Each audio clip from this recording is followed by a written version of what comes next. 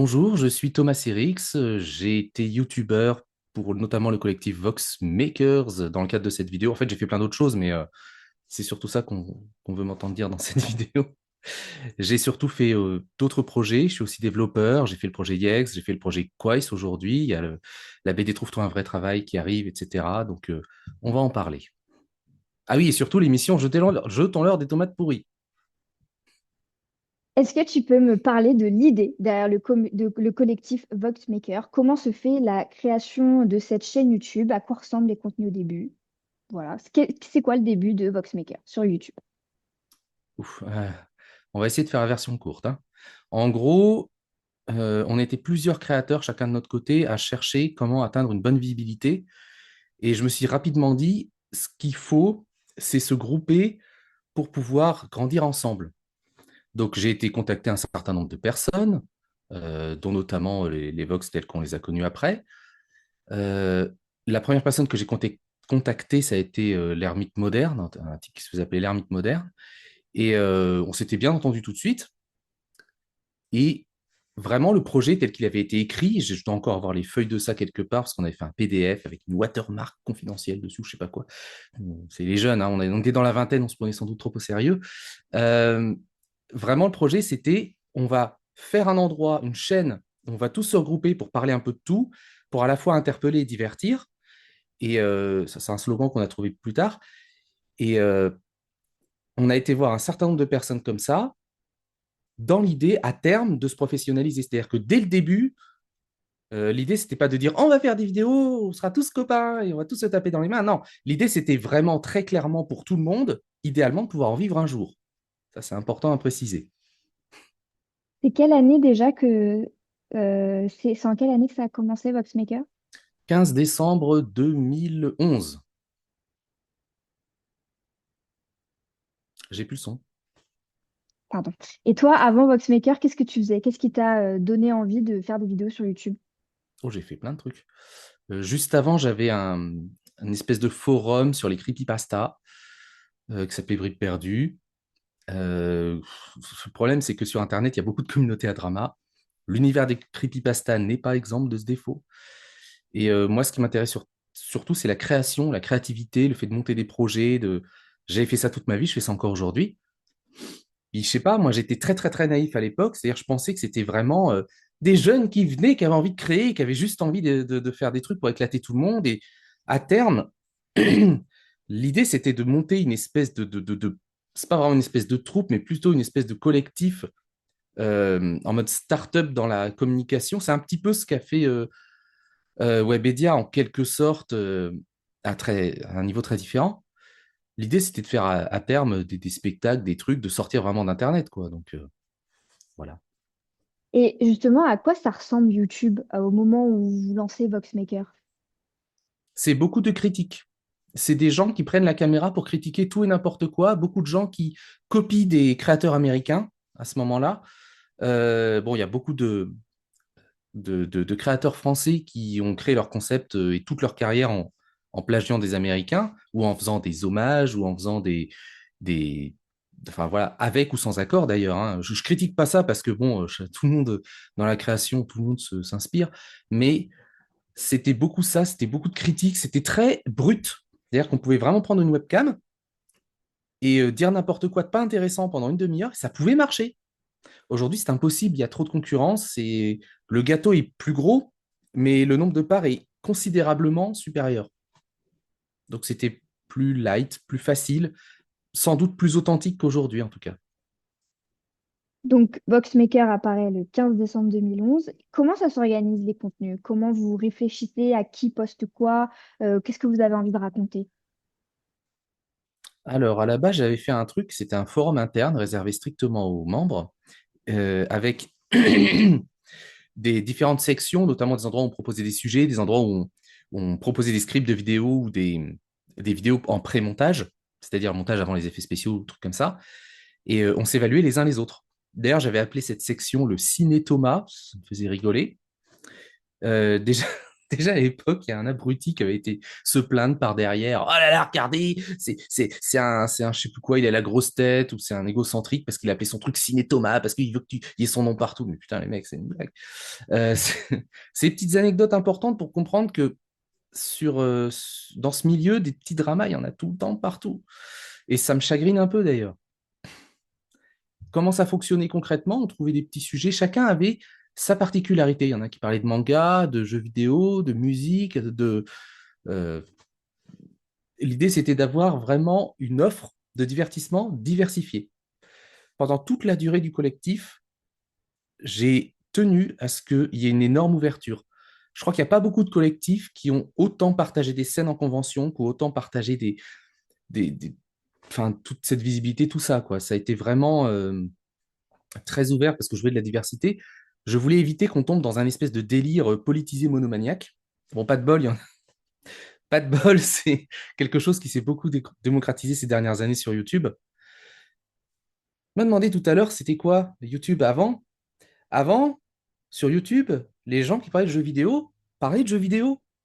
Les gens qui parlaient de films parlaient de films.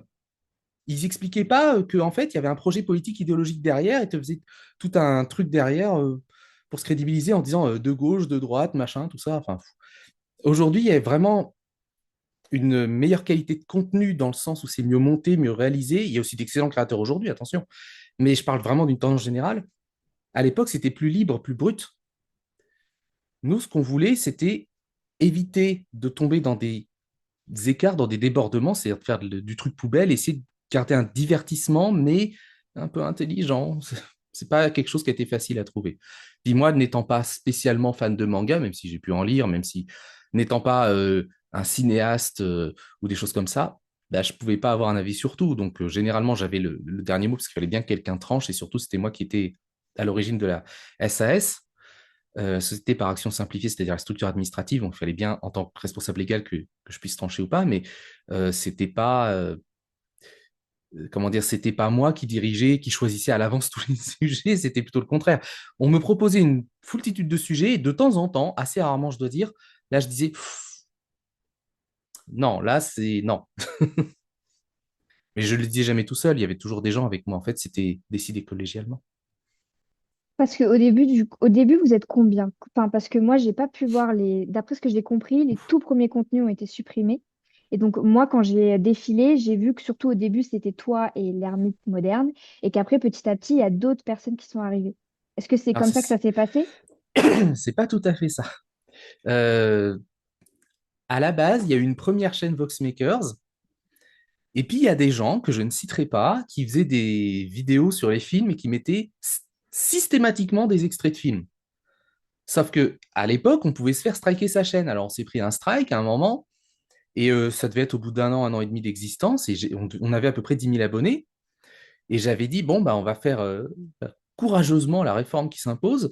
On va faire une nouvelle chaîne, on va essayer de migrer tous nos abonnés là-dessus. Ça n'avait pas plu à l'époque, mais j'avais vraiment insisté là-dessus en disant, on recommence de zéro, mais on fait les choses clean. Je veux plus jamais voir d'extrait de film ou quoi que ce soit.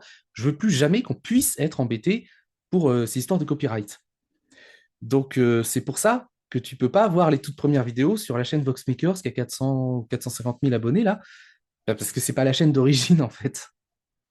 Ça c'est important. Pardon, Ok, c'était quoi la suite de la question? c'était, est-ce que au début, c'était toi et l'ermite moderne, ou est-ce que dès le début, vous étiez déjà un peu une petite bande de créateurs sur la Non, dès le chaîne? début, on était une bande de créateurs. Ok. Dès le début, il y avait ouais, Michael J, l'ermite moderne, enfin, il y avait un certain nombre de gens comme ça. Les autres se sont greffés au fur et à mesure. Il y en a qui sont venus, il y en a qui sont repartis. Il y a eu plein de choses, quoi. C'est un collectif. Moi, au début, je pensais que j'ai fait beaucoup d'erreurs avec cette histoire-là parce que je pensais que les gens, comment dire, je les pensais pas si instables.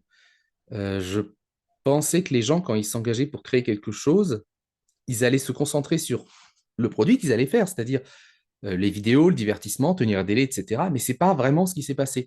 Il y a eu de très bons créateurs, hein, quoi qu'on en pense, et quelles que soient les histoires qu'on a eues, il y avait de bons créateurs vidéo, mais euh, bon, ben, il y avait régulièrement des problèmes humains derrière.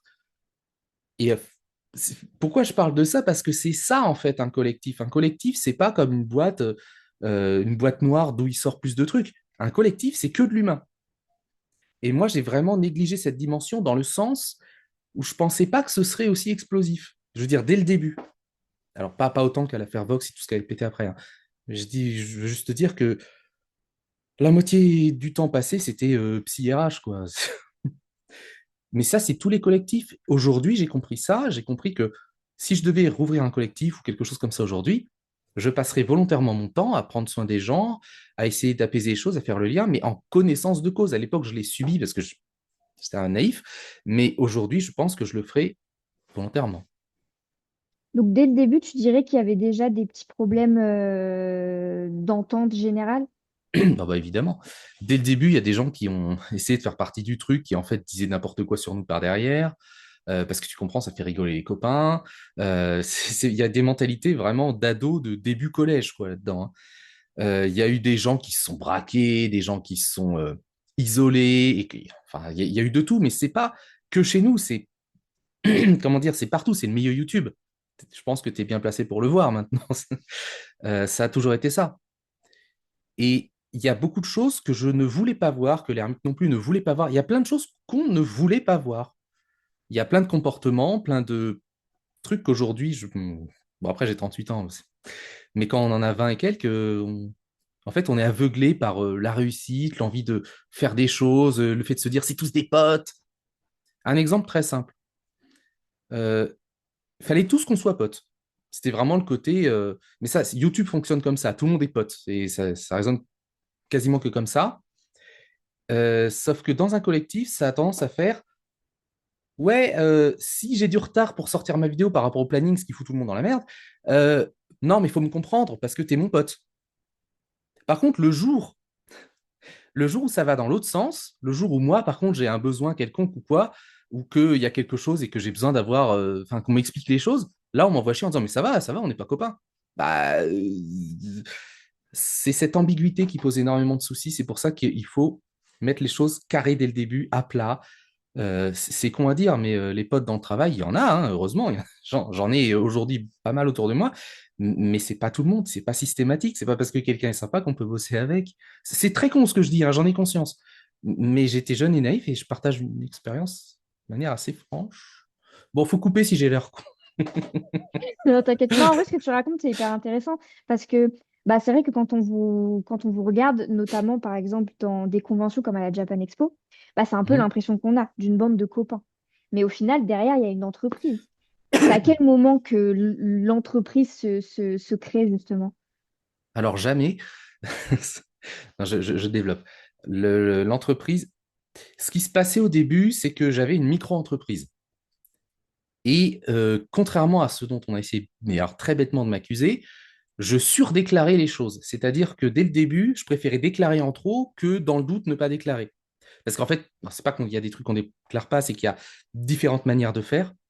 Donc au début, ce qui se passait, c'est que 100% de tout ce que gagnait le collectif, je le déclarais sur micro-entreprise, je payais des grosses taxes dessus, alors qu'à mon avis, on aurait peut-être pu faire autrement avec le recul, mais ça générait pas des fortunes, hein. Voxmaker a jamais généré des fortunes. On n'aurait pas pu payer plus de 2 personnes, je pense, là-dedans, hein. Je veux dire, à temps plein en tout. Moi, je voulais vraiment professionnaliser ça. De mémoire, c'est en 2015, mi-2015, qu'il y a eu la création de la SAS. Et tout de suite, on a cherché, j'avais vu des experts comptables, c'est imbuvable d'ailleurs, qui m'avaient expliqué, avec leur jargon à eux, que de toute façon, un collectif où les gens sont rémunérés aléatoirement à hauteur de leur vue, c'est pas possible. À moins de faire des contrats de travail, mais même comme ça, c'est pas possible. Sauf s'ils sont freelance à côté, mais vous comprenez, c'est pas possible, ce serait du travail dissimulé. Donc, on a essayé de faire comme on a pu, en fait. Ça n'existait pas vraiment avant. Donc, on a fait une société par action simplifiée, une SAS. On a mis tous les membres au moment du collectif dedans, en actionnaire. Et ensuite, on calculait à peu près combien rapportait chacun leur vidéo. On avait une espèce de compte interne sur le forum que j'évoquais tout à l'heure. Et par exemple, quelqu'un qui rapportait 150 euros dans le mois, qui faisait partie, qui était associé de la boîte, s'il voulait, je sais pas moi, une chaise, on pouvait lui commander une chaise, par exemple. C'était la boîte qui payait, qui donc payait pas forcément la TVA parce que c'est normal, c'est une société. Alors, ils ont essayé de faire passer ça pour du détournement d'argent ou je sais pas quoi. Non, mais ça, c'est le fonctionnement normal d'une société, hein. Les associés, ils ont le droit Enfin, la société a le droit de dépenser de l'argent pour les associés, hein. Le contraire serait triste. Euh, voilà. Et j'ai voulu vraiment professionnaliser tout ça et ça s'est avéré compliqué. C'était pas une entreprise derrière. On n'avait pas une volonté de rentabilité à tout prix. Enfin, pas dans le sens qu'on pourrait imaginer. On n'était pas là en train de se dire alors qu'est-ce qui va nous rapporter le plus de thunes. Pas du tout. On raisonnait en termes de vue, de croissance. Moi, j'ai toujours mis l'accent sur la croissance tout le long de la durée de vie du collectif. Si on avait un choix à faire entre revenu immédiat et croissance, je privilégiais toujours la croissance. Ça a bien marché, ça nous a amené à quasiment un demi-million de vues, mais je n'étais pas avec les bonnes personnes dans le sens où ils n'avaient pas du tout d'expérience de l'entrepreneuriat. Pour parler franchement, ils vivaient tous chez papa-maman, ils avaient tous des sous de côté. Moi, j'avais pas un rond de côté, je vivais chez moi, fallait que je bouffe. C'était pas du tout le même paradigme, on n'était pas du tout sur le même paradigme. Et eux, quand ils venaient en convention, bah, ils étaient là d'abord pour s'amuser et pour faire de la vue et pour, voilà, pour le besoin de reconnaissance, machin, tout ça. Moi, j'essayais de faire une affaire qui tourne, qui soit cohérente. Et je pense qu'on n'est pas arrivé à se comprendre autour de ça, en fait. Ça a généré beaucoup de malentendus, beaucoup de choses, beaucoup d'incompréhension. Ça et le fait que ça ne fonctionne pas pareil quand on a un CDI, que quand on est freelance, que quand on a une micro-entreprise. Euh, Enfin, c'est très différent. J'explique. Certains membres faisaient ça vraiment pour s'amuser et on n'avait absolument rien à faire de revenus. Certains membres voulaient vraiment de la thune. Ça, il pouvait y en avoir aussi. Moi, je me souviens, il y en a au moins un en particulier voilà, qui était vraiment à fond sur la thune, la thune, la thune, qui voulait produire des goodies, des albums, des machins, des trucs comme ça. Et c'était vraiment c'est ce qu'il voulait, quoi. Et pourtant, c'est quelqu'un qui avait de l'argent de côté. Mais bon, Euh, j'ai voulu rapidement faire en sorte qu'on se dégage une espèce d'organisation structurée, qu'on fasse des conventions avec une part de revenus des conventions, qu'on fasse des vidéos avec une part de revenus des vidéos, on recevait aussi des dons à un moment. Alors j'ai fait le paradigme suivant pour qu'on soit professionnalisé sans perdre notre âme. Je me suis dit, c'est des gens, ils créent des vidéos. Je ne vais pas leur demander de l'argent ou des trucs comme ça. Je pense que le plus honnête, c'est de leur demander de faire une petite vidéo bonus et que je me rémunère sur la vidéo bonus.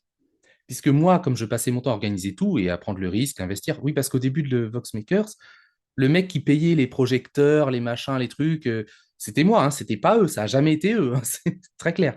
Donc au début, je perdais de l'argent. Ensuite, j'en ai gagné avec les dons.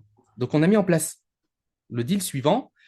Chacun avait sa propre page de dons pour recevoir chacun ses dons. Et ça, on peut le voir sur Wayback Machine, sur Tipeee. Il suffit de regarder la page de création du Tipeee un tel ou un tel, hein. C'est des données très facilement vérifiables. Et il fallait qu'il y ait un Tipeee, un crowdfunding pour le collectif. Les dons servaient à payer le défraiement des conventions quand il y avait besoin de rajouter de l'argent, servaient à des dépenses collectives diverses et variées de boîtes, quoi. Et pouvaient aussi, pour le reste, éventuellement compléter une forme de salaire pour moi. Pour information sur la durée de vie du collectif, qui n'a pas été énorme en tant que SAS, j'ai touché ces 2 ans et demi, j'ai touché en moyenne 900 euros par mois de salaire, hein. Voilà. Alors, sachant qu'en tant que patron, on ne paye pas énormément de charges dessus. Donc en fait, voilà, ça n'a jamais rapporté des milliers et des cents, hein. C'était dégueulasse. On a eu du mal à avoir des placements de produits, alors qu'aujourd'hui, il y a beaucoup de placements de produits.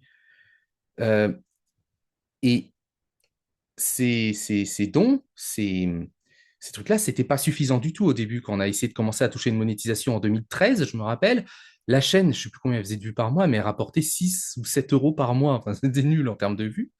Ouais. Ensuite, ça a monté, hein. Je crois qu'au top, ça rapportait quelques milliers d'euros par mois, mais ça n'a jamais été énorme. En tout cas, quand on fait la division par 10, d'un coup, ça fait bizarre.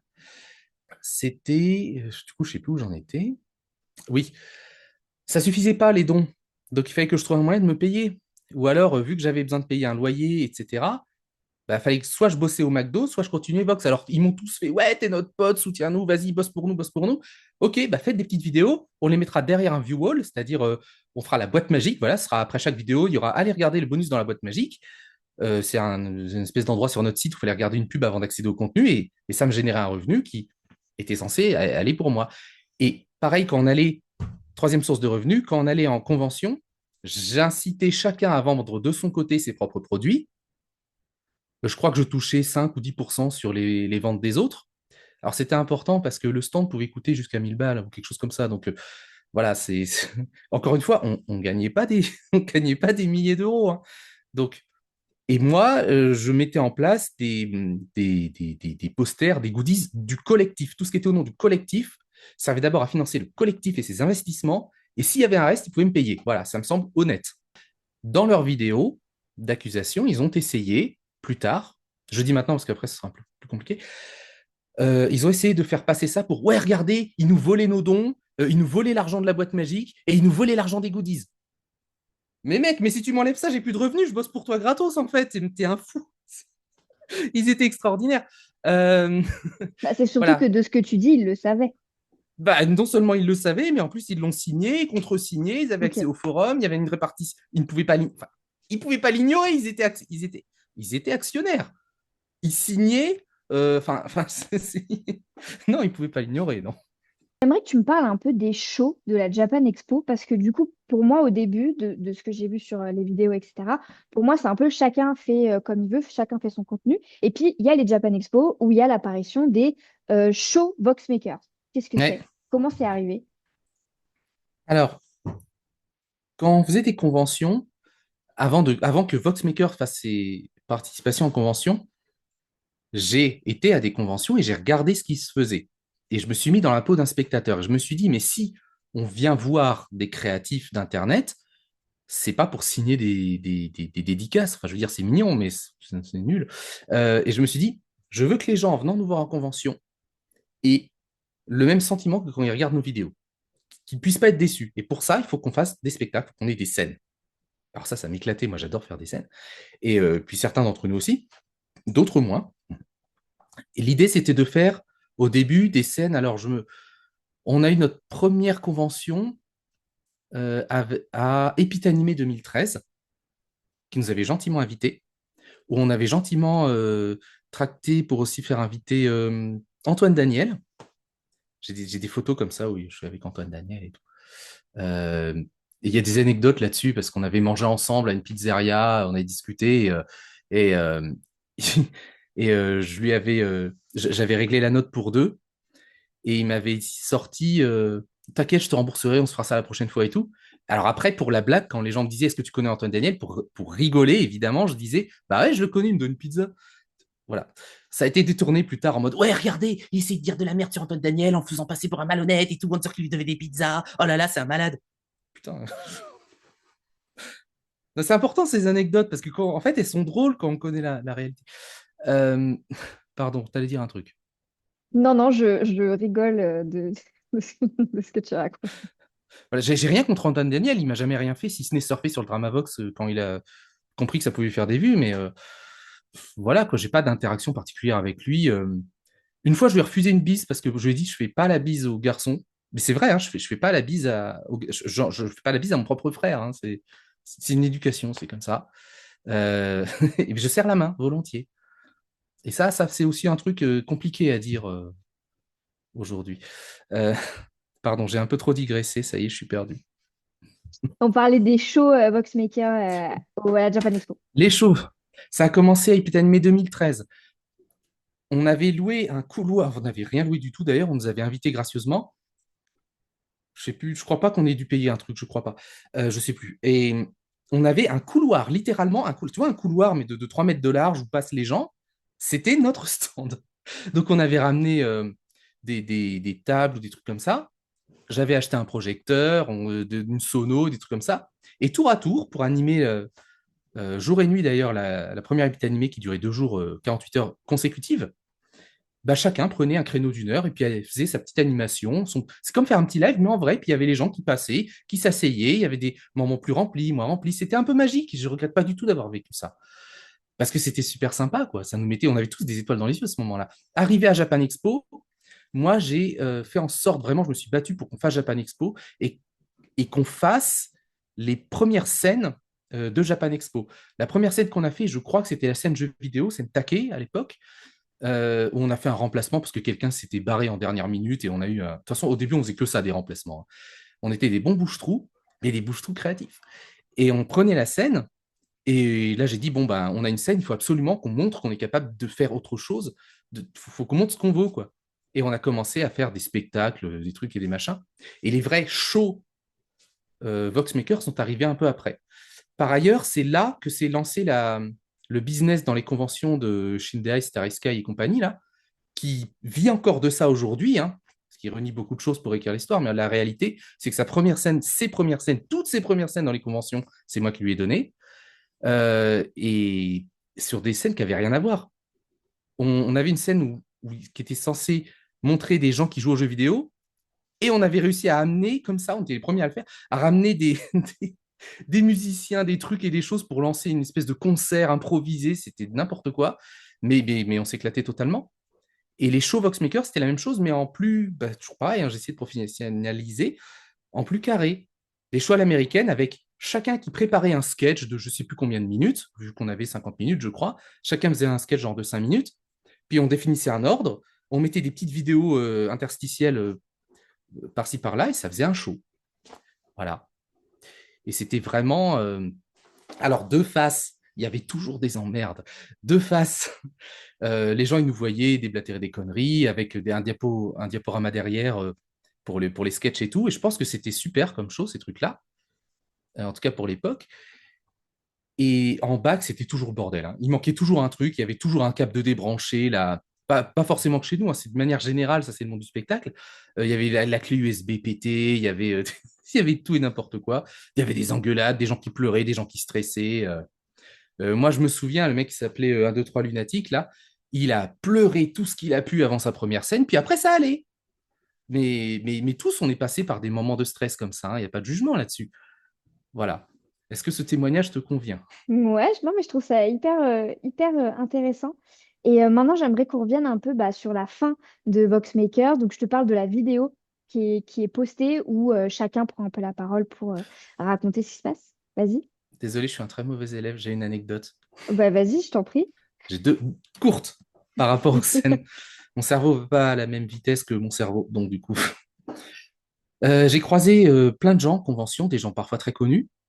Et une fois, j'ai croisé le mec qui a fait la série Zelda, enfin qui a repris la série Zelda. Pas Shigeru Miyamoto, mais celui qui a repris après. Et notre incroyable rencontre s'est passée de la manière suivante dans les coulisses. J'étais en train de courir partout. De toute façon, les conventions, j'étais toujours en train de courir partout pour tout organiser, voir les temps, les machins, les trucs, les choses.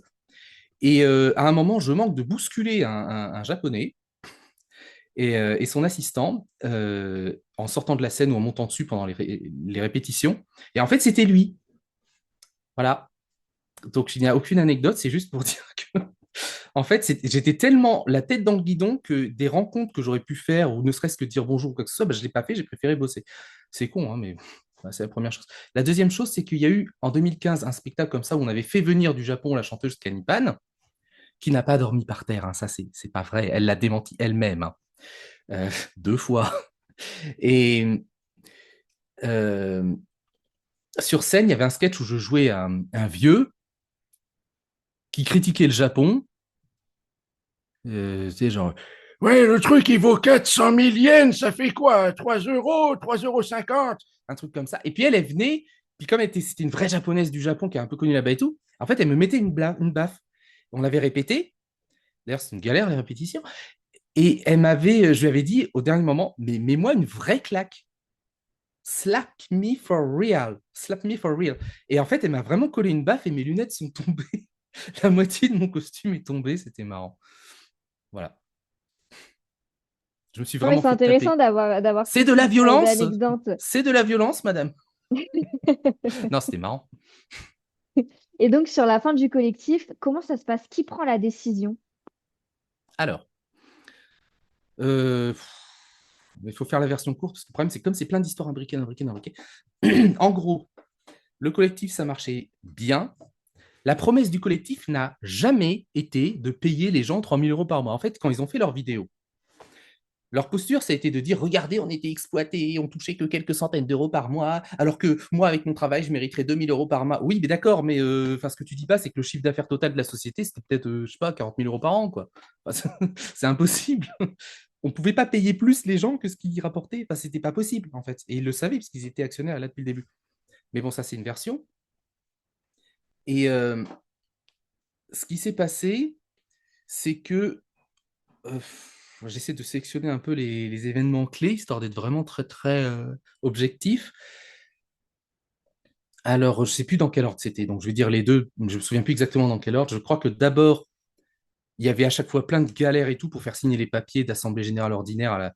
Euh, en gros, quand on a une SAS, il faut signer des papiers pour la compta et tout, pour tous les actionnaires. Ça, c'était la galère en convention. Les gens n'étaient pas dispo, ça partait dans tous les sens, ils partaient trop tôt, ils arrivaient trop tard, enfin, c'était un bordel. Euh, et puis en plus, on ne pouvait pas se rémunérer facilement, donc on s'est dit, bah, quitte à faire des choses comme ça, on va faire des contrats de travail au Vox qui rapportent suffisamment, genre le mec qui rapporte au moins 500 euros par mois, on lui fait un contrat de travail en heures très partielles, et il touche, je sais pas moi, 200 euros ou 300 euros, parce qu'en fait, il paye les charges, les machins et trucs, mais avec des fiches de paye et tout, hein, par un cabinet expert comptable, qu'ils ont comme fiche de paye. Hein.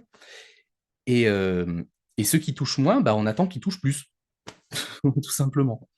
Il y en a un, il a eu une fiche de paye, je sais plus, à quelques milliers d'euros et tout. Enfin, il y avait des disparités en fait dans le groupe. Donc, vous ne pouvez pas payer tout le monde pareil parce que bah, celui qui faisait 10 000 vues et celui qui faisait 1 million, il ne voulait pas. Hein.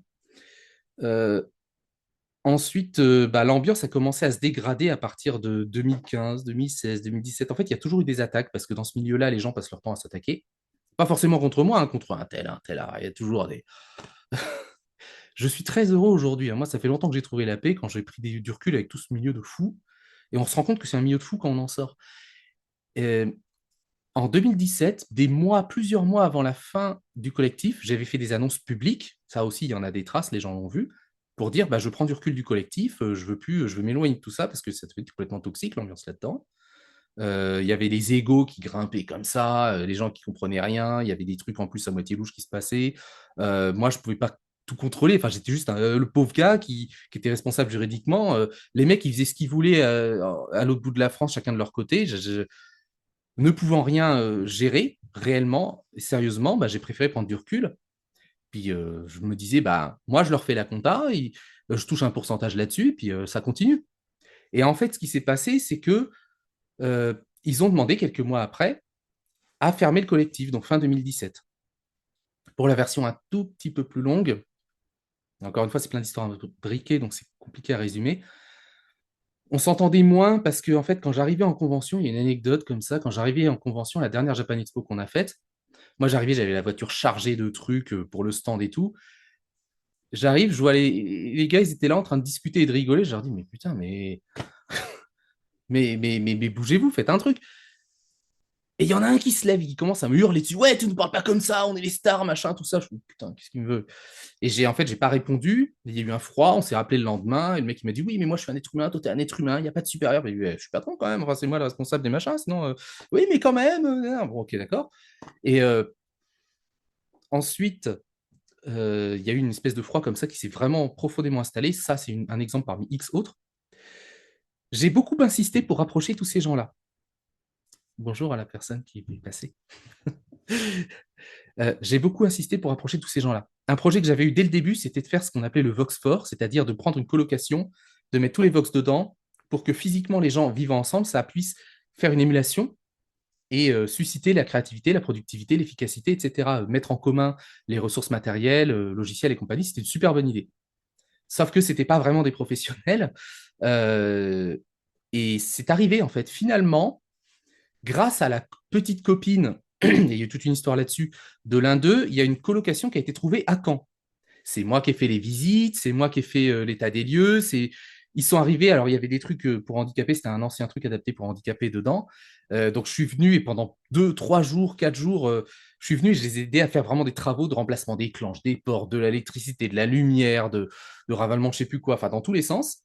Ça aussi, ils l'ont transformé dans leur vidéo. Hein. Tu as le grand-père de la petite copine qui était venu pour bricoler et tout. Et moi, je bossais tard, hein, je bossais sérieusement parce que je m'y mettais à fond.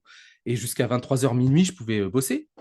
Et le grand-père aussi, d'ailleurs. Et à un moment, le grand-père, il piquait une sieste comme ça, pendant que moi, je continuais à bosser. Et eux, qu'est-ce qu'ils racontent dans leurs vidéos? Ouais, ils venaient bosser chez nous, ils faisaient du bruit alors qu'il y avait le grand-père qui dormait à côté, c'était respectueux et tout. Ouais, enfin. Euh, et à cette occasion-là, bah, encore une fois, ils m'ont mal parlé, etc. Et là, il y a vraiment eu un froid. Il y a vraiment eu un moment où j'ai dit, bah non, en fait, moi, je peux pas bosser avec vous. Enfin, il y a un moment donné, vous me traitez comme une merde, alors que, enfin, je suis désolé de vous le dire comme ça, mais vous me devez beaucoup de choses quand même. Essayez de ne pas l'oublier. J'ai essayé d'en parler à un tiers, enfin un tiers, un des Vox qui était venu essayer de jouer qui en fait a été rapporté des propos déformés. Et ensuite, on s'est tous donné rendez-vous devant les rives de l'Orne, c'est un endroit à Caen. Et ils ont essayé de me défoncer à 4 contre 1 à cette occasion-là. C'est-à-dire, il y avait MJ, Hermite, Shindeai et je ne sais plus qui, et Neku. Et en fait, à 4 contre 1, ils ont essayé de m'engueuler pendant 2 heures pour que je ferme ma gueule et que je leur serve d'esclave, en fait. Hein. Basiquement, c'était ça l'idée, sauf que ça n'a pas marché, je leur ai tenu tête. J'ai appris plus tard qu'en fait, ils avaient essayé de m'enregistrer pour balancer des extraits de moi qui disaient des trucs sur Internet et tout. Ça a été bon, d'accord. Enfin, c'est important de donner ces détails-là parce que c'est pas des détails, c'est des choses qui vont sortir dont C'est la pas des plupart sont choses déjà qu'on sorties. apprend, en tout cas, dans les contenus. C'est pour ça que je trouvais important de te Bah rencontrer et ouais, d'échanger avec toi. Parce qu'il y a plein de choses qu'en fait, bah, nous, en tant qu'utilisateurs, on ne sait pas, en fait. on les connaît pas les créateurs. Non, c'est vrai, t'as raison. On les connaît pas. Il y a sans doute des gens très bien. Enfin, moi, j'en connais quelques-uns quand même, mais il y a des gens très bien, mais il y a des gens, ils ont des images publiques de gros connards. En vrai, c'est vraiment des gens bien. Il y a des gens, ils ont des images publiques de gens bien. En vrai, c'est vraiment des connards. C'est... En fait, il n'y a pas de loi. Et ce qui s'est passé après, c'est que, bon, bah, il y a eu un... on a fait la paix. Puis il y en a un, là-dedans, qui avait l'ego plus surdimensionné que les autres, qui a commencé à partir de cette occasion-là à rassembler des preuves et à dire, OK, on va le détruire. C'est lui ou nous, on va le détruire. Bon, OK. Euh, Après, oui, c'est sûr qu'on s'entendait pas à ce moment-là, mais enfin, de là. Moi, je suis sans doute allé voir ma copine et dire, ouais, je vais leur faire payer ou des trucs comme ça. Mais il y a une différence entre s'énerver et le dire et le faire. Tout le monde a envie de détruire tout le monde à un moment dans sa vie, hein, ça c'est normal. Mais le faire, c'est et le préparer sur 2 ans, c'est pire. Et dès ce moment-là, dès cet été-là, ils ont commencé à prendre des captures d'écran, des machins et tout, pour monter un dossier, pour monter ce qui deviendra l'affaire Voxmenteur. Ce qui chez eux s'appelait, de ce que plusieurs témoins m'ont confirmé et confirmeront devant le tribunal, l'opération mai 68. Ce que je viens de dire est prouvable facilement parce que lorsqu'ils ont sorti leur vidéo, ils ont sorti un dossier de preuves avec des captures et des conneries. Il suffit de le télécharger, vous dézippez, vous regardez la date des fichiers. Les plus anciens datent de ça, de ce que je viens de vous dire. Euh, août 2017. Ça colle pas avec leur version de oui, spontanément, on a fait ça là. Non, non, ils ont tout préparé depuis 2 ans. On voit hein, de manière incrémentale les dates des fichiers sur 2 ans. Enfin, c'est chaud, quoi. Mais ça, tout le monde peut le vérifier. Hein, c'est 2 clics. Euh, et ensuite, on a fait Paris Manga. Et à Paris Manga, à un moment, ils m'ont pris à part. On s'est tous mis en cercle. Ils m'ont dit bon, on veut arrêter le collectif. D'accord. En fait, moi, j'étais très soulagé quand ils m'ont dit ça, très sincèrement. Les gens n'ont pas compris. Il y a une vidéo comme ça où je dis allez, adieu Voxmakers. Et c'était ma dernière scène à la Polymanga à Nantes. Et j'avais dit vraiment en souriant. Et les gens n'avaient pas compris pourquoi j'avais souri. De aller voir la vidéo sur Internet. Bref, on était à Paris Manga. Ils me disent on va arrêter le collectif. Ça a discuté pendant une bonne heure. On était tous en rond. Et en gros, la question, c'était qu'est-ce qui se passe des vidéos, qu'est-ce qui se passe de la chaîne. Et bon, on avait discuté. Moi, j'avais dit mais je ne peux pas laisser l'accès complet à la chaîne à Hermite Moderne parce que bah, je suis désolé, j'ai pas confiance. Et eux, ils n'avaient pas confiance en moi. Donc, Herbit Moderne était venu, elle fait oui, alors tu vas me laisser un accès et toi aussi, comme ça on aura l'accès tous les deux et moi je serai le gardien du phare. Vous voyez, il parlait un peu comme ça. Le gardien du phare, c'est une expression qui m'a marqué. Donc voilà, il avait accès à la chaîne, à la monétisation, il avait un plein accès en fait à tout ça pendant 2 ans. C'est important. Et ça, il le prouve en plus parce qu'il a été mettre plein dans son dossier de preuves. Là, il a été mettre plein de screens qu'il a fait de la monétisation, donc, comme quoi il avait accès. Et puis ensuite, bah, ils m'ont ignoré. Et j'ai appris par-ci, par-là, qui disaient de la merde sur moi, à droite, à gauche. Ils ont été voir Farod et ils ont été dire tiens, Farod, il faut. Ils l'ont fait devant moi, ça, c'est pour ça que je peux le raconter. Je parlais à Farod, puis il y a l'ermite qui passe, fait eh oui, Farod, il faut qu'on mange ensemble, il faudra que je te raconte des trucs. Hein. J'aurais des trucs à te raconter. Hein. Puis après, j'ai appris qu'ils ont raconté toutes les pires conneries qu'ils pouvaient sur moi pendant 2 ans comme ça. Et puis pendant ce temps-là, moi, je faisais rien en fait. Je faisais ma petite vie de mon côté. J'avais lancé les tomates pourries. J'avais un partenariat avec l'UFC Que Choisir. J'étais content. Je faisais des vidéos que mon public qualifiait de vidéos d'utilité publique, c'est un bien grand mot. Mais enfin, j'ai fait des trucs bien. À un moment, j'ai fait une pétition pour sauver le Michael Jackson de Nice. C'est un danseur de rue qui s'était fait arrêter par 8 flics pour rien. Enfin bref, je faisais des trucs bien. Et d'un coup, je vois apparaître en 2019, en mai 2019, je vois apparaître une vidéo sur la chaîne Voxmaker.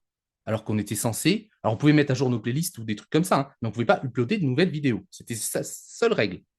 Chacun devait garder l'accès pour. Ils avaient eu 2 ans hein, pour récupérer toutes leurs vidéos, faire ce qu'ils veulent, mais on ne pouvait juste pas uploader de nouvelles vidéos. Et d'un coup, je vois qu'ils sortent une vidéo. Voxmakers, 2 ans après, que sont-ils devenus? Une dev ni d'Adam. Putain, c'est quoi ça? Première réaction, bah, je mets la vidéo en privé ou en non répertorié, je ne sais plus, pendant à peu près 20 minutes ou 30 minutes, un truc comme ça. Le temps de réfléchir. Qu'est-ce qu'ils font? Qu'est-ce qu'ils sont en train d'essayer de me faire là? Puis finalement, je la remets en public et je commente en dessous. Il doit encore y avoir mon commentaire à cette heure. Où j'ai dit, bon, bah écoutez, ils ont manifestement besoin de ça, donc ben, soutenez-les, et puis voilà, bonne continuation à eux, un truc dans le genre. Et puis après, je me ravise et je me dis, mais attends, s'ils ont fait ça, alors ce qu'ils ont fait, c'est qu'ils ont été voir chaque personne qui avait fait partie du collectif, qui a eu un souci avec moi, et ils leur ont dit la chose, c'était pas con en fait dans l'idée. Ils leur ont dit, viens, on va faire un putsch, on va détruire Cyrix, on va reprendre le contrôle de la chaîne Vox, et on va se mettre tous ensemble contre un, et le public, il verra que du feu. Et en fait, ils ont fait une vidéo qui faisait la pub de tous les gens qui avaient quitté le collectif. Alors, c'était assez facile, en fait, comme opération. Ils ont fait des erreurs. Dans cette vidéo, ils ont fait plein de choses pour essayer de me piquer, de me faire réagir, en fait. J'en donne un exemple. Euh, j'ai des racines portugaises. Du côté de ma mère, j'ai des racines portugaises.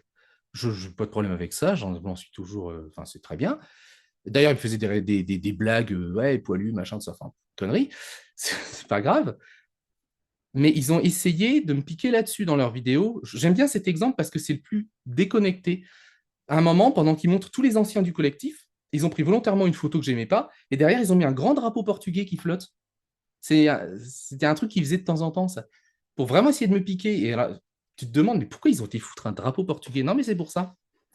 Euh, Forcément, ben, j'ai coupé l'accès à la chaîne, à l'ermite, parce qu'il utilisait la chaîne. Je, enfin, très sincèrement, est-ce que tu aurais laissé l'accès?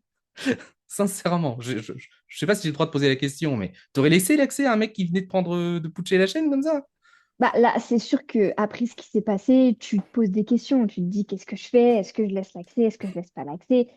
Mais en fait, l'histoire de base, elle est compliquée, quoi. Parce que eux, d'un Ah ouais? côté, ils peuvent se dire aussi, oui, mais nous, on a aussi envie d'avoir un accès à la chaîne, donc avoir quelqu'un de confiance qui l'a.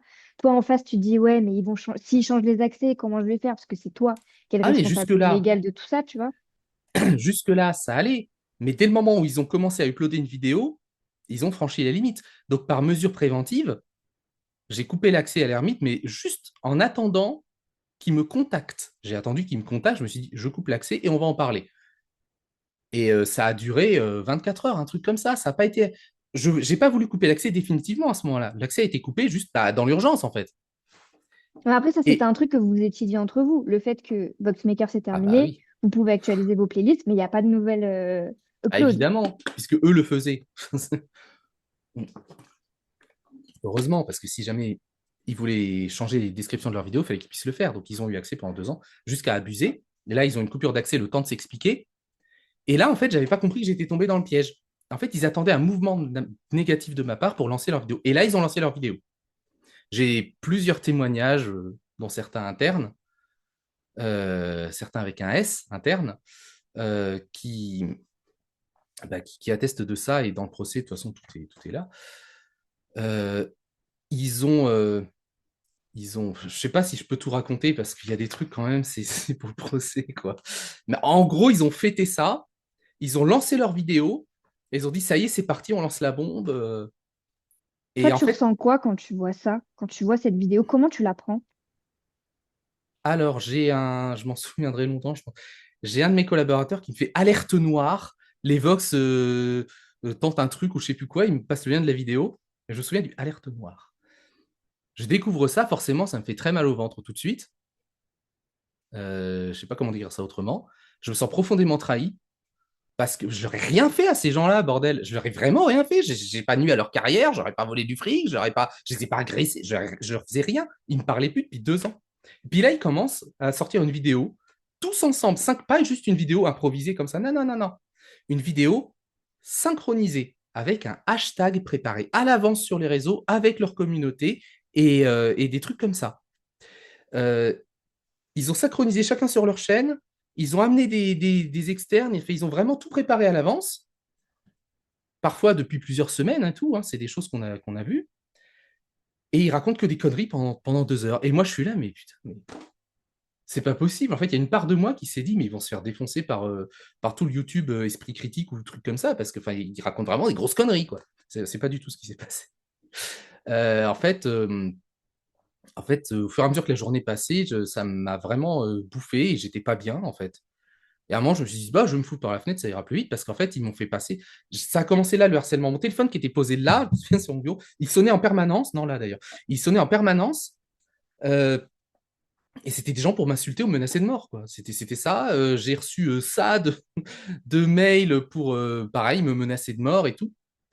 Et ça a duré très longtemps, ça dure encore aujourd'hui. Et j'ai encore des gens régulièrement qui, parce que c'était une opération de com relativement réussie.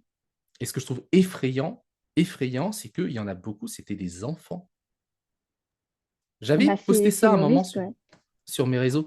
Des enfants de 10 ans qui m'écrivent pour me menacer de mort. Mais enfin, c'est ça qu'ils ont fait, ces gens-là. À quel moment ça peut être des gentils? À quel moment on peut dire, ah bah, c'est pas grave? À quel moment est-ce qu'on.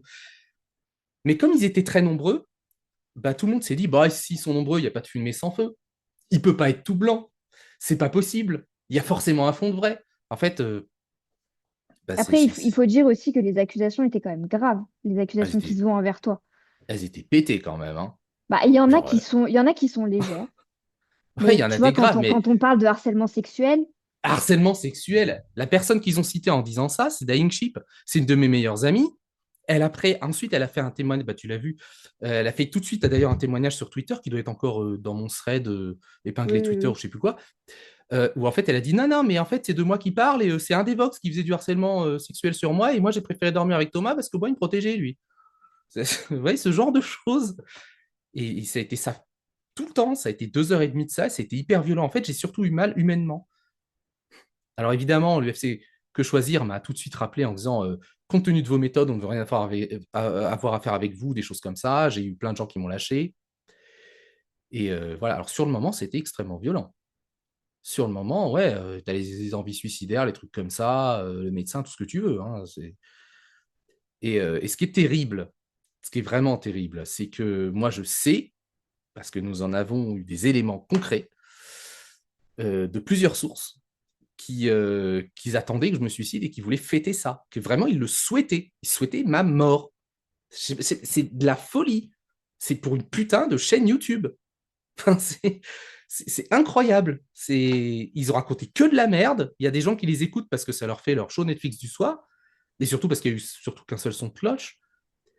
Les mecs, ils font une vidéo de 2 heures et pendant 2 heures, ils passent leur temps à dire n'importe quoi en rigolant. Putain, ils sont là, ils rigolent. Ils sont habillés comme des clodos, ils sont pas lavés, ils rigolent. Et les gens se disent, oh, ça a l'air d'être des gens de confiance. Bah, enfin, je sais pas. Et à la fin, enfin, tout le long, en fait, ils disent, mais surtout, n'allez pas écouter sa version, surtout, n'écoutez pas ce qu'il a à dire, surtout, n'allez pas le lire, surtout, bloquez-le. Ne l'écoutez pas, surtout, n'écoutez pas sa version. Bah, putain, quand un mec fait ça, enfin, c'est louche quand même. Mais Moi, si vous selon voulez toi, aller pourquoi écouter ils la font version ça? des. Allez-y. Ils veulent Ben, récupérer la chaîne YouTube, tu penses? C'est quoi leur but de porter ces accusations envers toi? ah bah, le but, il a été très. Il se constate juste après. Explosion du nombre d'abonnés, explosion du nombre de vues, légitimité pour refaire tous les spectacles en convention, dont ils vivent encore aujourd'hui. Ouais, parce que là, tu vois, c'est des mots forts de dire qu'ils attendaient à ce que tu te suicides et qu'ils puissent fêter Ah bah, ça. j'ai des éléments très concrets là-dessus. Là, c'est.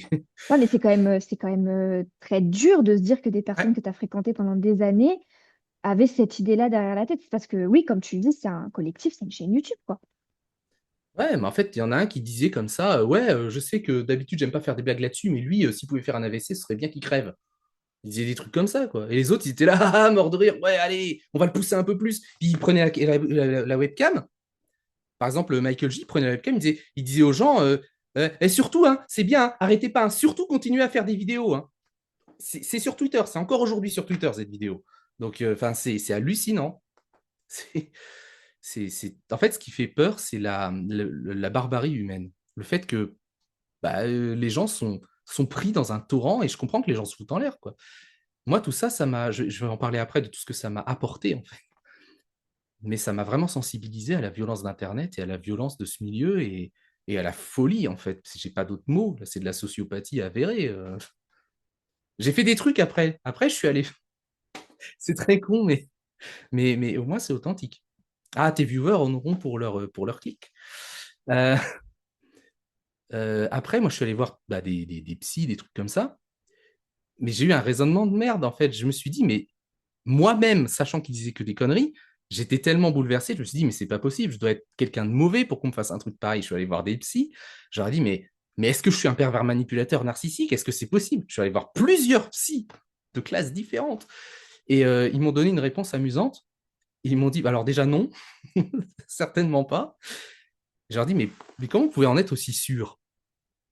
Et ils m'ont dit, bah déjà parce qu'un pervers narcissique, il viendrait pas voir un psy pour lui demander s'il l'est, c'est pas dans c'est pas dans son logiciel.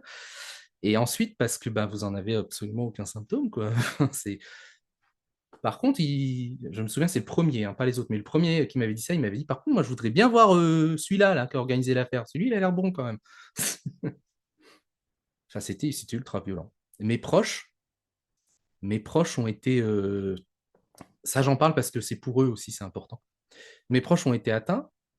Il y a des gens qui sont venus m'attendre en bas de chez moi avec des battes de baseball pour m'éclater le crâne, en fait, pour m'éclater le crâne, en fait, hein. C'est de ça dont on parle.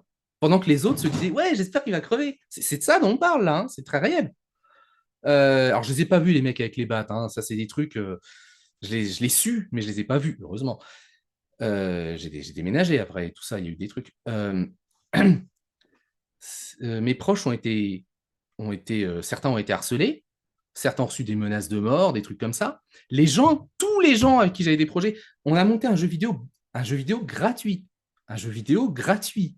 Je répète, gratuit. Et tout le monde a harcelé les gens du collectif du jeu vidéo gratuit en disant ouais, Cyrix pense qu'au fric. Game Over Quest, on a gagné un award d'ailleurs sur ce truc. Euh, et ces gens-là, en fait, on avait tout un projet de faire un petit studio de jeux vidéo tous ensemble et tout. Ça a été détruit par ces gens-là. Ça n'a pas touché que moi, ça a touché tous les gens qui avaient autour de moi. Même mon chien a été malade, c'est vrai. Faut pas que je dise c'est vrai en plus parce que ça fait genre le mec qui a menti tout le long, puis là il vient de dire un truc vrai. On m'a déjà dit que c'était pas une bonne phrase à sortir. J'avais prévenu que je parlais comme je pense, hein. J'avais prévenu sur l'authenticité. Je suis pas un grand orateur, hein. Je suis un mec un peu trop direct. Euh, quoi d'autre? Il y a eu bah, ma famille évidemment proche. Voilà. Je pense que j'ai assez bien développé la chose. Ouais. Et donc toi, à ce moment-là, est-ce que c'est après cette vidéo que tu décides de porter plainte ou est-ce que tu décides justement bah, de un peu tout laisser tomber en disant bah faut que la tempête elle passe? Qu'est-ce que tu décides de faire? Non, non, non, non, non. C'était très, très, très, très simple. Donc, déjà, je dormais pas. J'avais un problème de sommeil. Puis surtout, l'énergie part très, très, très vite dans ces cas-là. C'est-à-dire qu'en une heure, on est comme si on avait passé deux nuits blanches, quoi. C'est vraiment. Donc, j'étais très fatigué mentalement. Heureusement, j'avais des proches tout autour de moi. Et je m'étais dit, je vais me foutre en l'air, ce sera plus rapide. Mais avant, il faut quand même rétablir la vérité. Et c'est là, en fait, que je me suis dit, bah, je vais porter plainte. Enfin, évidemment que je vais porter plainte. Ce qui m'embêtait, c'est que ça prenne des années et que moi, j'allais durement souffrir. Mais je me suis dit, bah, c'est pas grave, je vais souffrir. Mais au moins, je vais faire les choses jusqu'au bout. J'ai été voir un avocat, on a porté plainte. Euh, on peut flouter dans CapCut. Oui, je peux flouter des documents ou Euh, des têtes j'ai si jamais porté tu veux. 7 plaintes. Je ne sais pas si on voit bien là. 7 plaintes, voilà, c'est très clair. Il y a un tampon là. Alors, ça fait 6 ans qu'ils disent que j'ai jamais porté plainte, hein, c'est leur seule défense. Voilà, donc ça apparemment, pour eux, ça n'existe pas. Euh, ouais, c'est gentil, il faudra le flouter parce que. Mais normalement, j'ai pas le droit de la montrer, mais je la montre pas puisque tu ne la montreras pas. Là, c'est pas facile, j'essaie de respecter ce que dit mon conseiller juridique aussi, donc c'est pas évident. Mais ça, quand même, je voulais qu'on voit qu'elle est réelle, quoi, bordel. Désolé pour la personne qui aura à s'emmerder à refaire un deuxième flou parce que je viens de la remontrer. Je suis navré. C'est Bon moi. courage pour le montage. Bon C'est courage. moi au montage. Clara du montage, C'est bon moi. courage. J'ai été à ta place pendant des années. Je suis ravi de pas faire ton boulot. C'est que toi, tu décides de prendre la parole, enfin, corrige-moi si je me trompe, tu décides de prendre la parole en 2023 dans une série de lives qui dure 2-3 heures chacun. Pourquoi est-ce que tu attends 4 ans pour donner ta version des faits sur Internet? Une très bonne question, ça. Principalement à cause des menaces de mort. En fait, au début, je me suis dit, bon, j'ai pas de raison de me comporter comme un coupable, donc je vais continuer de faire une vidéo par semaine. J'ai essayé quelques mois, ça n'a pas du tout marché. J'ai trouvé un boulot dans une petite boîte il y avait, j'avais déjà raconté ça, je crois, dans un de mes lives, mais euh, le 2 ou 3e jour, je bossais avec des jeunes, en développement, le 2 ou 3e jour, il y a le patron qui me convoque dans son bureau. J'entre dans son bureau, je vois la vidéo d'Evox sur son écran. Il fait, bon, tu m'expliques ça là? Et ça a été un peu compliqué, quoi. Le mec a compris, mais après, les jeunes qui bossaient avec moi ont dit que j'étais un pervers manipulateur, ils m'ont dégagé. Enfin bref, ça a été des dégâts aussi dans ma vie privée et personnelle. Je n'ai pas eu la possibilité de rebondir, hein. En fait, c'est même eux qui le disent dans leurs vidéos, bordel. Ils disent, on veut que plus personne ne lui parle, plus personne ne travaille avec lui, qu'il soit seul. Enfin, je suis désolé, ils avaient. Enfin, c'est la mort sociale, là. C'est super grave, en fait. Et tout ça a été constaté par huissier, je vous rassure. Euh, Ensuite, ce que j'ai fait, c'est que j'ai pas pu. J'ai essayé de parler tout de suite. J'avais fait une vidéo réponse. Putain, oui. Pourquoi j'ai pas dit ça? J'ai fait une vidéo réponse. Sauf que la vidéo réponse, j'étais pas moi-même, quoi. En fait, on avait écrit une réponse, je la lisais, et puis j'étais là sur ma chaise, prostré, et je la lisais, et les gens, ils se sont dit ah, mais c'est forcément un menteur, regardez, il est pas à l'aise. Ah bah ouais, mais enfin bon, quand même, t'es pas à ma place. En fait, ils s'attendaient à ce que je fasse comme Sylvain dans le drama Villebrequin, que je sois là en mode hey, hey, hey. Bah non, en fait, quand on essaie de nuire à ta vie et que tout s'effondre autour de toi et que c'est réel, en fait, t'es pas comme ça, en fait, dans la vraie vie. Moi, je suis pas un millionnaire. Enfin, ils se rendent pas compte, quoi. Bah, c'est surtout que d'après ce que tu racontes, tu as quand même vécu des périodes assez sombres. Ah bah, c'était totalement sombre. Tout à fait, mais c'est pas grave, hein. J'ai vécu des périodes comme ça et aujourd'hui, je suis au top. Donc, c'est pas grave, hein. On peut avoir une pensée suicidaire un jour, à un moment noir de sa vie, et ensuite être solide comme un roc jusqu'à la fin de ses jours. C'est possible. J'aurais des choses à dire là-dessus après. Et c'est ça aussi pour ça que je voulais faire cette interview, c'était pour transmettre un vrai message d'espoir et un peu de recul sur toutes ces conneries, parce que c'est pas possible. Les réseaux sociaux ont tiré leur épingle du jeu. Personne n'a gagné autant de fric sur ces histoires que YouTube et Twitter, hein, je pense très clairement. Si, peut-être Shinday avec son crowdfunding, quand même, ça a bien marché, ça. Mais pourquoi j'ai pas parlé en 2019? Bah, tout simplement parce que personne n'écoutait. J'avais essayé de faire de vidéo-réponse.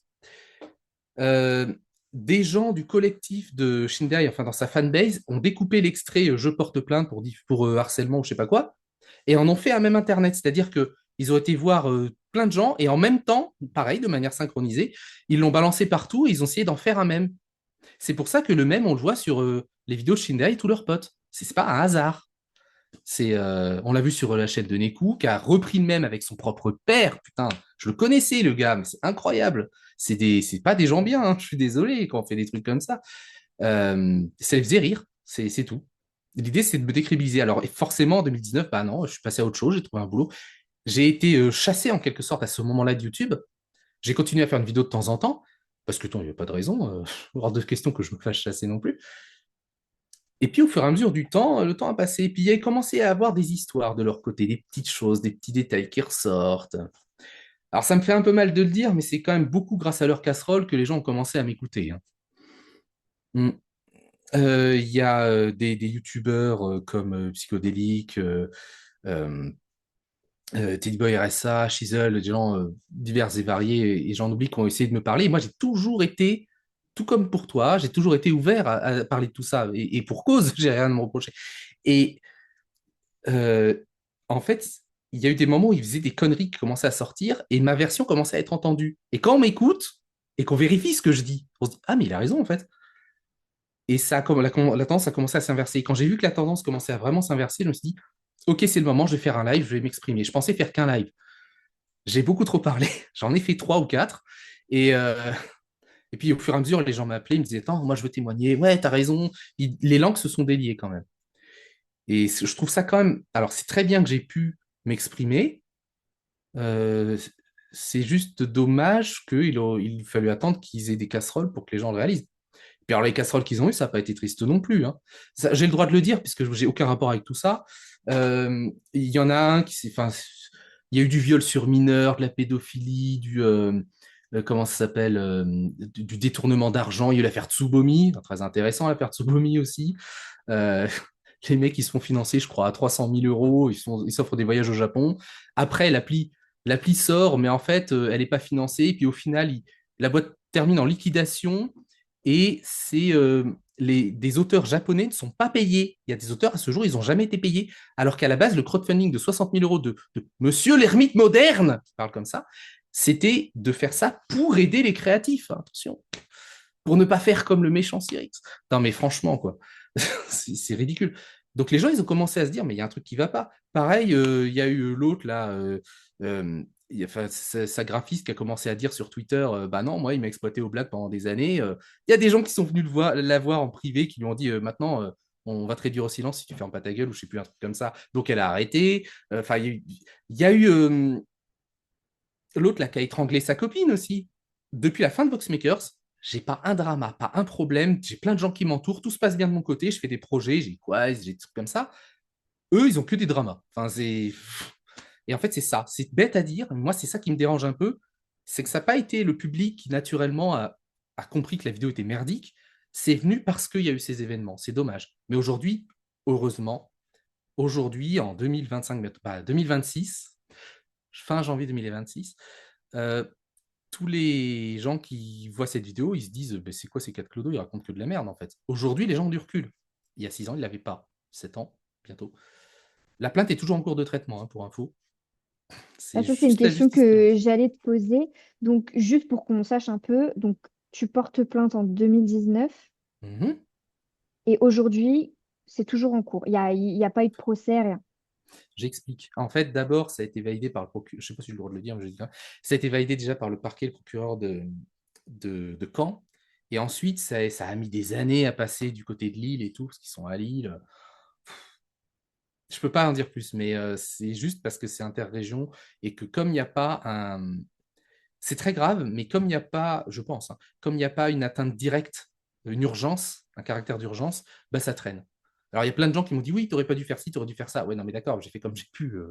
Donc maintenant, elle va aboutir la plainte. Je pense qu'elle va aboutir pour plein de raisons que je ne peux pas dire là, mais je ne sais pas quand. Et je serais Ok. bien curieux de les voir à la barre du tribunal en train d'essayer de balancer leur version en mode non, mais on a tout improvisé, c'était juste un témoignage pour témoigner de notre malheur.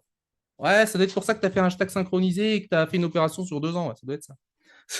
Bah, je te pose cette question surtout parce que bah, ça fait 6 ans que la vidéo des Voxmakers, des ex-Voxmakers est sortie. Donc on peut se dire, bon, bah ok, on sait que la justice française est longue, mais quand même 6 ans, c'est quand même vachement long, Ah, quoi. il y a eu quand même des trucs intéressants qui sont passés en 6 ans. Déjà, ils ont tout supprimé. Enfin, ils ont supprimé beaucoup de choses. Ils ont mis leurs vidéos en privé ou en non répertorié. Ils veulent pas laisser de traces, ils sont pas à l'aise. Quand on les contacte pour en parler, ils bloquent systématiquement. Ils refusent d'en parler. Enfin bon, il y a un moment donné, aveu de culpabilité, ça se pose là. Hein. Euh, Il y a aussi des gens, des Vox. Il y a un Vox qui est publiquement, il y a son pseudo, qui publiquement s'est excusé auprès de moi ben voilà, quoi, a rejeté toutes ces conneries. D'une manière générale, il y a d'autres personnes en privé qui sont venues me voir pour me dire, écoute, à l'époque, je me suis foutu de ta gueule, j'étais du côté des Vox, mais avec le recul, bah, j'avais tort en fait. Et je suis désolé. Le dernier qui a eu le courage de venir me parler comme ça, c'est Lopoc, le youtubeur Lopoc. Donc vous pourrez l'applaudir. Au moins humainement, il a eu le courage de bien se comporter. Ça n'a pas été le cas de tout le monde. Et puis voilà quoi. Moi, je te propose qu'on passe à la dernière partie. Ah, juste avant, Mhm, il y a une pétition que tu as mhm, créée. C'était quoi le mhm. but de la pétition? Est-ce que tu peux revenir rapidement dessus? Oui, bah, tout est dessus. C'est pour attirer l'attention de la justice. C'est parce qu'on s'est dit que euh, je pense que ça a partiellement fonctionné. Parce qu'au moment où il y a eu la pétition, ça a accéléré du côté de Caen. Et ensuite, ça a ralenti du côté de Lille. Euh, En fait, ça nous servira, j'espère, à montrer à la justice que, dis donc, que c'est pas un petit dossier qu'il faut enterrer. En fait, on a peur que le dossier soit enterré. Et cette pétition nous garantit que ce ne sera pas le cas parce qu'il y a trop de monde. Et un procureur ne peut pas enterrer comme ça un truc grave si c'est suivi, quoi. C'est pour ça qu'on suit avec mes conseillers juridiques, qu'on envoie des courriers régulièrement, des trucs comme ça. Ok. Je Bah, félicite pas les réseaux sociaux pour leur inaction. Petite parenthèse importante. Pendant toute la durée de ce drame, il y a eu des vidéos, des insultes, des machins, des trucs. Alors beaucoup de gens sont revenus sur leurs accusations, etc. Heureusement. Euh, mais Twitter a été contacté. On leur a envoyé des. Il y a des gens, ils mettaient mon adresse. On leur a envoyé des courriers. Ils n'ont rien fait. YouTube n'a rien fait. Enfin, voilà, ces boîtes-là n'en ont rien à foutre. Ces boîtes-là se sont fait de l'argent. Et pourtant, on leur a envoyé un courrier d'avocat, des machins, des trucs. Parce que bah, c'est des sociétés américaines qui, en tout cas à l'époque, ont été inefficaces. Et c'est aussi une des choses qui a motivé le fait que je me lance dans l'aventure Quaise, quoi. Je voulais qu'il existe au moins une alternative à un réseau où il y ait quelque chose qui. Enfin, une mentalité différente. Tu vois, il y a. Quand on regarde les journaux, tu as les journaux sérieux et les tabloïds. Et ben aujourd'hui, avec les réseaux sociaux, c'est pareil, sauf que tu n'as que les tabloïds.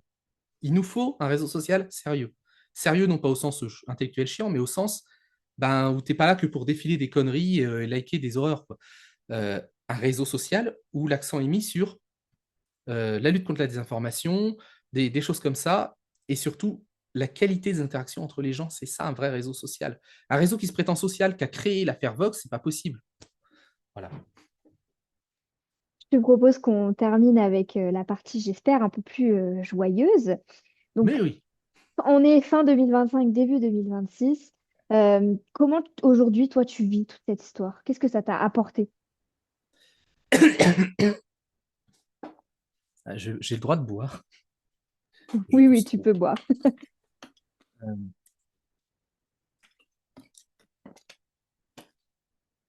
pardon.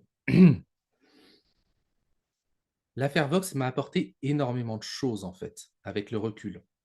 Il y a deux manières de vivre cette situation. Être dans la haine et le ressentiment, et chercher une vengeance qui, finalement, je crois, ne connaîtra jamais de fin, dans le sens où bah, il y a quand même beaucoup de gens qui ont fait de la merde dans cette histoire, ou alors se concentrer et déployer son énergie pour aller de l'avant et construire autre chose. J'ai désespérément choisi cette deuxième voie. Dès le départ, ça n'a pas été facile, hein. C'est pas du tout instinctif de se laisser défoncer dans tous les sens, de pas répondre et d'aller construire autre chose. C'est très, très, très, très dur. Mais au début, c'est très dur et chaque jour, ça devient un peu moins dur. Aujourd'hui, c'est très facile, mais ça fait des années. Donc non, la vengeance, c'est jamais une solution dans les dramas. Il y a un truc dans les dramas sur Internet, c'est qu'il ne peut pas y avoir de vainqueur. Parce que la seule manière de vaincre quelqu'un réellement dans un drama sur Internet, c'est de le dégager d'Internet définitivement. Et ça, c'est pas possible. Donc, les gens, dès le moment où ils s'engueulent sur Internet et qu'ils prennent à partie en otage leur public, bah, c'est pas une bonne chose et surtout, ça n'a jamais de fin. Ce n'est pas bon. Les gens qui font ça, ce qu'ils ont fait basiquement, parce qu'aucun des Vox, ils ont prétendu m'avoir contacté. Oui, ils commencent leur vidéo comme ça. Oui, oh là là, on n'a plus vraiment le choix. Vraiment, on a tout essayé. On a tout essayé. On a essayé de le contacter. Il n'a pas répondu. On a tout essayé. Donc, on n'a plus le choix. On fait cette vidéo. Ils n'ont rien essayé. J'ai pas reçu un mail, un message ou quoi que ce soit, évidemment. Euh, bah, c'est ça, en fait, le problème. Les gens, quand vous voyez un créateur comme ça, où son réflexe, c'est de se servir de sa communauté comme si elle lui appartenait pour finalement faire la promotion de la haine et de la violence, bah, ça va pas en fait. Ça va pas. Quand c'est pour la défense, je peux comprendre. Quand c'est pour l'attaque, à un moment donné, stop quoi. Ça, c'est la première chose que j'ai à dire. La deuxième chose, c'est sans fin. Ouais, d'accord, c'est rigolo les dramas. Je sais que les gens regardent ça comme une série Netflix. Je suis pas idiot. Je sais très bien que là, les gens ils me regardent et juste après, ils regarderont, je sais pas, je sais pas quoi en fait. Mais regardez Man versus Bee ou Man versus Baby, c'est rigolo ça, c'est avec Mr Bean. Et mais c'est tout en fait. Moi, si je me fous en l'air demain, si je m'étais foutu en l'air, les gens ils auraient fait oh là là, c'est pas bien. Puis une minute après, ils seraient partis sur autre chose. Tout le monde s'en fout. On est du divertissement pour eux, on est de la merde, on peut crever. Et c'est exactement ce qui se passe. Il y en a qui se foutent en l'air. Il y a des youtubeurs qui gagnent des fortunes qui se foutent en l'air. Il y a des youtubeurs qui sont millionnaires qui sont dépressifs. Posons-nous la question pourquoi. Comment est-ce qu'on peut atteindre vraiment le bonheur plutôt que les vues? C'est, je pense, des questions importantes à se poser. Maintenant, pardon, je prends un peu le temps de parler. Moi, tout ce que ça m'a apporté, c'est très simple. Ça tient en une phrase, ça a fait un filtre. Quand il y a eu l'affaire Vox, les masques sont tombés. Tous les gens qui faisaient semblant ont arrêté de faire semblant. J'ai des gens, comme la dessinatrice Sebi Comis, là tout de suite, elle a été lécher la pomme de l'ermite moderne et dire que j'étais un salaud, publiquement, hein, voilà, applaudi par tout le monde. Enfin, je suis désolé, à un moment donné, comment tu vois que le mec, il en peut plus, il est au bout de sa vie, tu sais que c'est faux ce qu'il raconte, et en plus, t'en rajoutes, bon, bah, enfin, c'est pas bien, quoi, tu peux pas être quelqu'un de bien. Euh, à l'inverse de ces horribles comportements qui, franchement, ont un aspect traumatisant, mais en fait, mais c'est ça, moi, qui m'éclaire énormément aujourd'hui. J'ai découvert tous mes amis, j'ai découvert mes proches, ma famille, et j'en ai beaucoup. Et je suis hyper heureux. Et c'est pour ça que je souris en parlant aujourd'hui. Bon, non, mais je m'énerve tout à l'heure parce que bon, c'est quand même un vécu, puis c'est réel, quoi. On n'est pas sur. C'est pas une histoire que je vous lis, quoi. Euh, j'ai, Au moment où il y a eu l'affaire Vox, j'ai eu non seulement des gens autour de moi qui m'ont tout de suite entouré, qui m'ont tout de suite rassuré, qui m'ont protégé, qui m'ont encouragé envers et contre tout. Et j'ai des gens avec qui j'étais engueulé depuis des années qui sont revenus me parler en me disant on s'est engueulé, j'aime pas ta gueule, mais c'est dégueulasse, alors je vais te soutenir. Et putain, quand tu les vois, ces gens-là, ça force le respect. Et moi, je suis. En fait, on peut voir les choses de deux manières. Oui, j'ai reçu toute la haine d'Internet, mais j'ai eu le filtre et j'ai reçu tout le bien aussi. Et c'est formidable parce que la haine, elle est partie, le bien est resté. Et je pense que si j'étais vraiment un salaud, le bien serait pas resté. Donc ça me rassure sur moi, ça me rassure sur beaucoup de choses. Ça me rassure sur le fait que la vie est belle, que l'être humain n'est pas foncièrement mauvais, que même si on se fait trahir, il faut continuer d'entreprendre et de faire confiance. Et oui, que en fait, ils m'ont pas changé, les Vox. C'est ça. Ils m'ont aidé à aller de l'avant et à évoluer. Aujourd'hui, je parle plus du. Alors, les seules fois où je parle de l'affaire Vox, c'est quand je reçois des harcèlements, etc. Et que du coup, de temps en temps, il peut m'arriver de faire un post pour dire bon, ben voilà, il faudrait peut-être que ça s'arrête. Dans l'eau, t'as des mecs qui comprennent, qui soutiennent. Putain, encore, ça continue, c'est incroyable. Et puis dans l'autre, t'as toujours un abruti qui vient qui dit mais t'en as pas marre de parler de ça, là, tu tournes en boucle là-dessus, à rager, là, parce que t'as perdu. Mais qu'est-ce qu'il raconte, putain. T'as des gens, tu te défends et tu les déranges dans leur fil d'actu. Non, mais dégage, enfin, je m'en fous de ton avis. Si ça te plaît pas, c'est que t'es un con. Donc, enfin, je m'en fous, quoi. C'est pas grave. Je boucle pas du tout dessus. J'ai construit d'autres choses. J'ai une famille, j'ai des amis. Aujourd'hui, les Vox, s'ils refaisaient une vidéo comme ça, ils n'affecteraient ni mon travail, ni ma famille, ni mes amis. Donc à partir de là, je m'en fous. Et ce recul, il est quand même génial. Je veux que les gens l'entendent. C'est pas parce qu'on vit une horreur sur Internet à un moment donné qu'on est obligé de tout de suite vivre là-dedans, quoi. Il y a une vie après le drama. Il y a une très belle vie après le drama. Il y a tellement de choses que la vie a à offrir. Si je m'étais foutu en l'air à l'époque, ça aurait été dommage. J'aurais pas regretté puisque je serais mort, mais ça aurait été dommage. J'ai connu de formidables instants, mais des instants authentiques. Ça aussi, c'est un truc que je veux dire. Avant, j'étais youtubeur. Et en fait, tout ce que je faisais, il fallait tout de suite que ça fasse un tweet, une vidéo, un reel. Oui, on dit reel, pas réel. Par pitié, arrêtez de faire ça, les anglophones se foutent de notre gueule. Euh, j'ai j'ai découvert des choses formidables, j'ai des gens formidables, et juste la vie est belle en fait. Il y a tellement de choses à faire. Enfin, je suis débordé. Je suis débordé parce que j'ai tellement de projets. Après l'affaire Vox, j'ai travaillé sur un réseau social donc conçu pour proposer autre chose que les algorithmes de haine qu'on a aujourd'hui. Et aussi pour que ce soit français et européen, parce qu'on en a quand même sérieusement besoin avec les problèmes de campagne de désinformation qu'on a, qui s'appelle Quais, que vous pouvez découvrir ou pas. J'ai pas besoin de faire de pub pour ça, parce que c'est juste pour raconter mon parcours, parce que le réseau va bientôt faire parler de lui-même, mais voilà. Ça fait des années que je bosse là-dessus, ça marche bien, on n'a vraiment pas de soucis. J'ai développé un projet aussi de bande dessinée qu'on va vous donner en lien, Trouve-toi un vrai travail, que je vous invite à regarder. Ça fera plaisir à mon collaborateur. C'est plutôt humoristique, hein, rassurez-vous. Bon, après, c'est des projets perso, donc je vais pas tout balancer, mais voilà quoi. Est-ce que tu peux nous parler un peu de ta vie professionnelle sur les réseaux? Est-ce qu'aujourd'hui, tu fais toujours du contenu sur YouTube? J'ai vu que bah, du coup, tu as fait des lives il y a quelques années, mais est-ce que c'est toujours le cas? Est-ce que tu fais toujours du live Twitch? Comment est-ce que aujourd'hui tu fais ton contenu sur les réseaux sociaux? C'est une bonne question, ça aussi. Pardon, j'ai une question. Quand tu poses une question qui est vraiment bonne, pour le coup, est-ce que c'est parce que tu as vu mes lives ou pas? Bah, je vais regarder forcément tes lives, mais Non, mais je veux dire les derniers qui parlaient pas de l'affaire Vox. non, non, non, Bon, bah écoute, pour c'est être fortuit, honnête, mais non. c'est une bonne question dans laquelle je. Non, mais il n'y a pas de souci. Euh, C'est une des questions auxquelles je réponds dans mes deux derniers lives. Aujourd'hui, je fais des lives que j'aime.